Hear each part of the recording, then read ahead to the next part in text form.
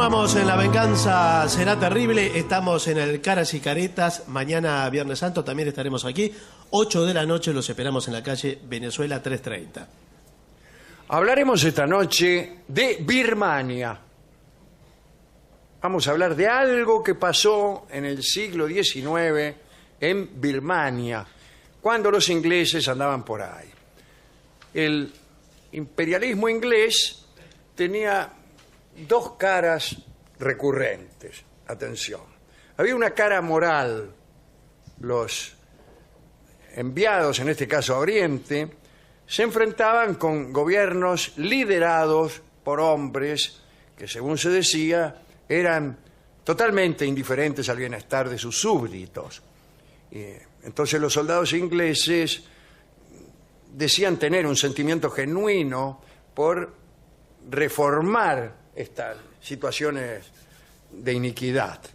La otra cara era la de los tipos que, colados tras la aparente moralidad que acabo de describir, querían invadir y hacer negocios, básicamente con materias primas baratas o gratuitas, mano de obra local también barata o también gratuita.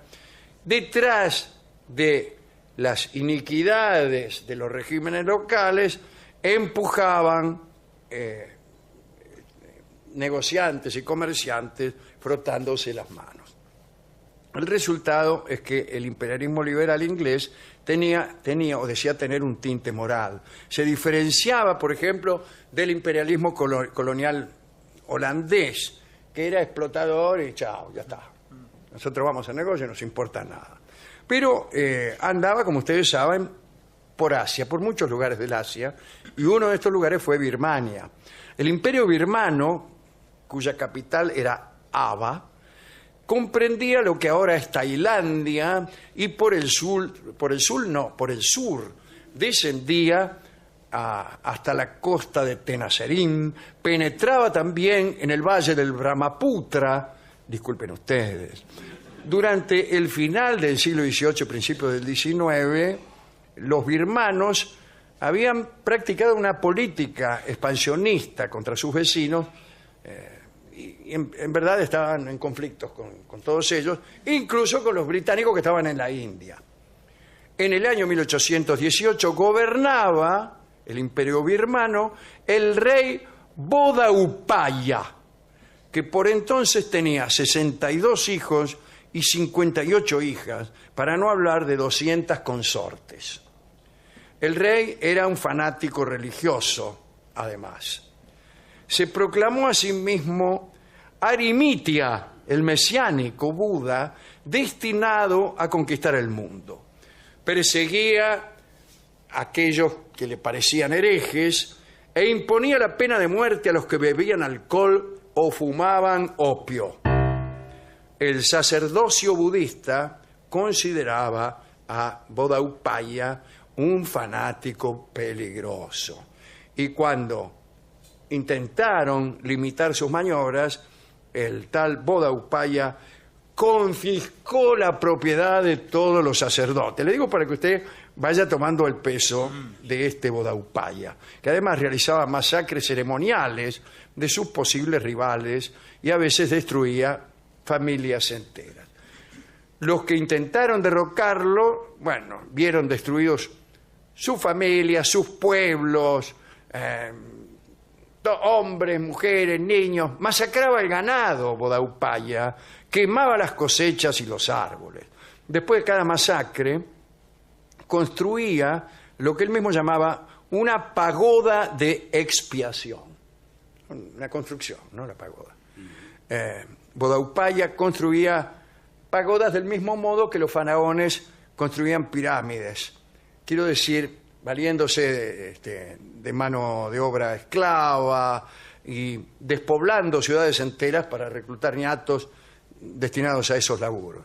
Gran parte de esta actividad estaba destinada a financiar una pagoda en especial, que era su obra cumbre, una pagoda que iba a tener 150 metros de altura, iba a ser la más grande de la historia. Se empezó, pero no la pudo terminar.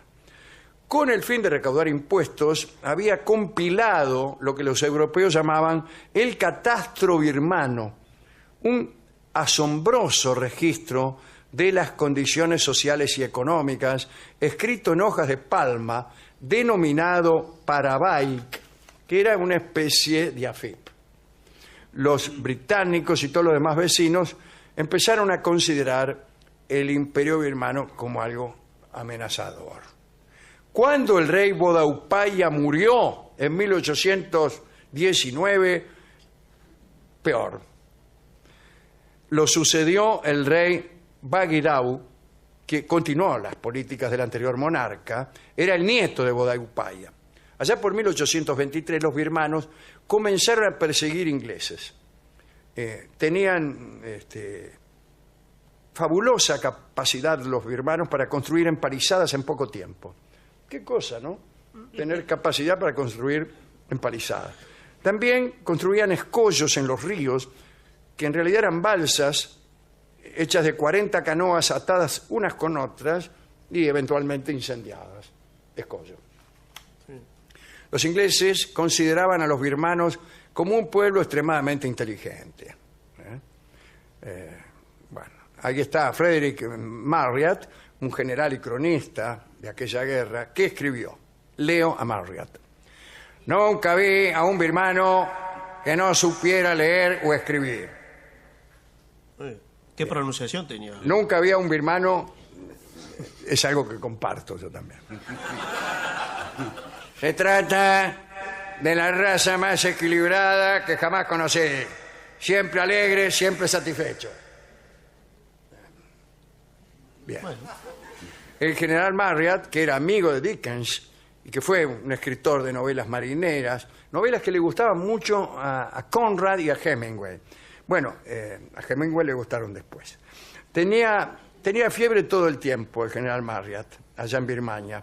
Hizo críticas muy fuertes a las autoridades inglesas, más que nada por la fiebre. Cuando uno tiene fiebre, ¿qué hace? Escribe críticas ácidas hacia las autoridades inglesas. Yo me doy cuenta que tengo fiebre, me doy cuenta de que tengo fiebre, cuando veo que mi prosa ronda los temas de crítica hacia las autoridades inglesas. Si me siento a escribir y digo, inmundicia sobre la monarquía británica... estás volando de fiebre. Digo, llama al médico. Viene el médico y dice, a ver, déjame leer lo que está escribiendo. Los ingleses, ¿qué se piensan? Bueno. El médico corrobora lo que uno ya sabe. Sí, eso es un médico. Sí. El médico, lo que usted cree que se había agarrado, se lo agarró nomás. El caso es que tenía razón Marryat, porque los soldados británicos sufrieron todo tipo de penurias, no tenían suministros médicos, andaban ahí en una selva lluviosa, tropical, no tenían leche, carne fresca, frutas, verduras. Hacia fines de 1824, de los 3.586 ingleses de la fuerza original, 3.115 habían muerto, es decir, todos.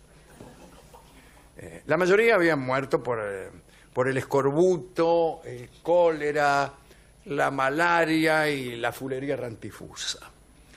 Pero luego la situación se invirtió. Fue justamente gracias a los avances que los ingleses habían logrado con sus maquinarias y en medio de la Revolución Industrial. A principios de 1825 se libró una batalla paradigmática entre el mundo preindustrial y el postindustrial. Se señala el momento cuando el buque de vapor Diana persiguió a un prau imperial birmano en el curso superior del río Irrawaddy. Estos praus eran las más terribles embarcaciones de remo jamás construidas. Disculpe que lo vuelva a decir así. Transportaban un enorme grupo de combatientes, iban muy rápido porque tenían un diseño adecuado y además los remeros eran una luz. Pero el vapor Diana se adaptó perfectamente a los ríos birmanos, que eran como todos. Tenía paletas, me refiero al buque. Sí. paletas accionadas por una máquina de 60 caballos, no es muy fuerte, que quemaba carbón y también madera. Quiere decir que siempre podía reaprovisionarse. Claro. Bajaban, cortaban madera y seguíamos adelante. Por lo tanto, estaba siempre abastecido. Bueno, entonces los tipos hacían lo siguiente. Cuando veían un prau, lo perseguían. Y los remeros, y los tipos atrás.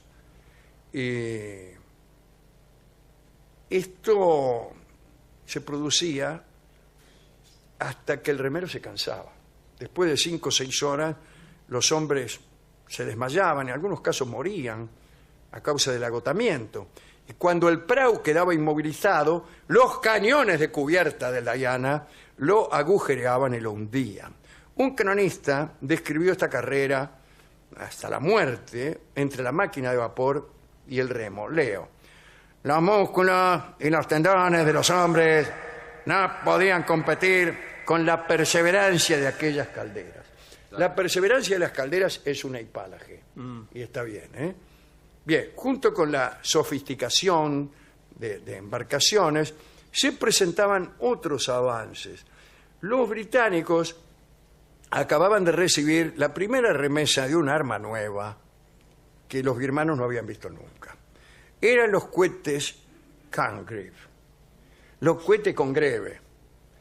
Acá se dice Congreve porque esos cohetes fueron utilizados después en la batalla de la Vuelta de Obligado y en ese momento del bloqueo, ¿no? El bloqueo anglo-francés. Utilizaban estos cohetes, los cohetes a la Congreve. Y después Congreve fue quizá el caballo de carrera más famoso que ha existido. Pero no le decíamos Congreve, Claro. sino Congreve. Una especie de misiles. Eran unos cohetes. Y en realidad lo habían inventado los enemigos de los ingleses. En el siglo XVIII las tropas coloniales británicas habían sido sorprendidas y derrotadas en la batalla de Seringapatam, así se llamaba la batalla, por los hindúes, que utilizaban unos rudimentarios cohetes de bambú rellenos con pólvora negra. Se los tiraban, qué sé yo. Los ingleses tomaron nota de este potencial, de estos cohetes, y financiaron a un señor William Congreve para que empezara a desarrollar el asunto. Y en 1804 ya estaba hecho el primer modelo del cohete Congreve. Todavía tenía puntería precaria, era muy destructivo, pero vos le apuntabas al cura y le pegabas al campanario. Pero tenía un gran efecto psicológico, dice aquí, para las tropas de caballería, de las que los birmanos carecían en absoluto. Claro, claro. Ya se sabe que la caballería en la selva y en los ríos Es difícil, sí. es más bien un impedimento. Pero ¿de qué manera puede un cohete tener efecto psicológico? Y por la explosión. Y como por- explota, por- mire, ¿sí? mire lo que tiene. Si A tiene mí me ese dijo cohete- Rolón que él en casos así difíciles Sí. les tira cohete a los Ah, locos. señor. Viene el paciente y él ve que no va ni para atrás ni para adelante el tratamiento y agarra y se hace el otario y le tira abajo el asiento unas baterías, unos cohetes y lo para adentro, pegan unos saltos y en una de esas Sí. salen con silogismos No hay que descartar nada. enderezados. amigo. No. Bueno, no, parece que los caballos entraban rápidamente en pánico. Claro. Ah, sí. O sea, el jinete no se asustaba, pero el caballo sí. Eso es terrible, ¿no? Y sí, porque el jinete depende del caballo. Claro, pero peor sería que se asustara el jinete y el caballo no. No sé Bueno, si no me peor. importa, Yo señor. creo que no. No me importa. Así fue como los ingleses derrotaron finalmente a los birmanos. Cayeron víctimas del poder de fuego británico y de una nueva fuerza, otra, que ya no era tecnológica. Los cipayos, aquellos soldados indios cooptados por el imperio. 5.000 cipayos lucharon contra sus hermanos en Birmania. Los birmanos perdieron Arakan y Tenesarim y debieron aceptar un gobernante residente inglés en Ava, la capital. También tuvieron que pagar una indemnización a la corona británica. Para los birmanos el tratado fue una humillación total y una carga financiera que se eternizó y dura Hasta hoy. hasta ahora. La indemnización de 1 millón de libras esterlinas era una suma colosal, incluso en la Europa de esa época. Toda una generación de hombres había sido aniquilada en el campo de batalla.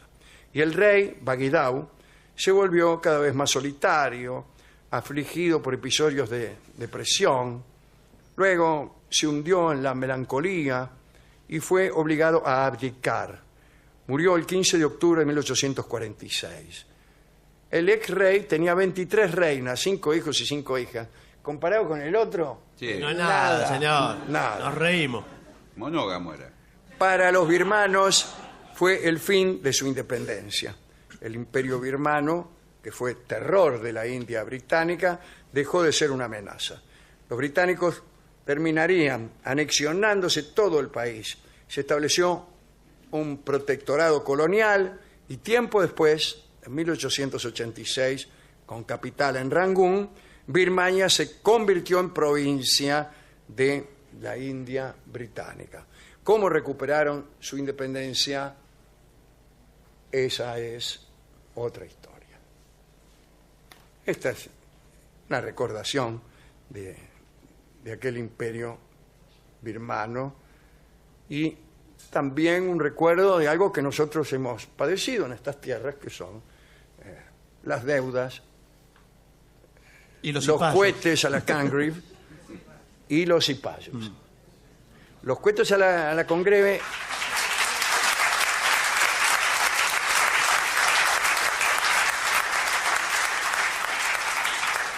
Los cohetes a la Congreve ya han pasado de moda, no así las otras dos armas. Escucharemos, a falta de canciones sobre la gesta birmana, una canción sobre la vuelta de obligado, que se llama justamente La vuelta de obligado, y que canta Alberto Merlo. Adelante.